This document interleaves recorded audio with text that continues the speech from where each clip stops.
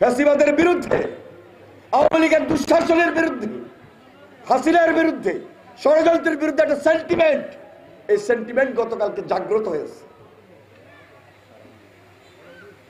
অনেকে বলেন নাই 5 তারিখের পর যে আওয়ামী লীগের ক্ষমা করে দিবেন। ক্ষমা করার কোনো সুযোগ আছে? ক্ষমা করার কোনো সুযোগ নাই।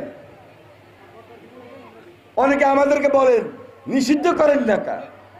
আরে ভাই, ফতেঘাটে কি একটা দল নিষিদ্ধ করা যায়?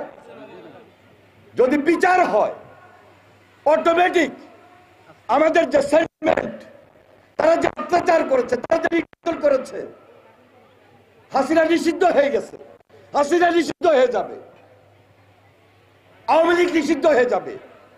তারপরেও একটা নির্বাচন যদি হয়, পার্লামেন্টে বসে জনগণের ম্যান্ডেট দিয়ে আলাপ আলোচনার ভিত্তিতে অফিসিয়ালি নিষিদ্ধ করা, এটা তো এটা আমরা চাই। এই কারণে চাই যে এই হাসিনা গুম করেছে, এই হাসিনা খুনের অর্ডার দিয়েছে, অত্যাচার করেছে, নির্যাতন করেছে, লুটপাট করেছে। তাহলে হাসিনার বিচার হবে না, হাসিনাকে ক্ষমা করে দিব, ওই সুযোগ বাংলাদেশের মাটিতে বিএনপি দেবে না, আমরা দিব না। আমরা ছাত্র জনতার আন্দোলনে ছিলাম, জেল কেটেছি। সুতরাং সবাই মিলে আমাদের এখন নেক্সট টার্গেট, এই দেশটাকে একটা আদেশ করতে হবে।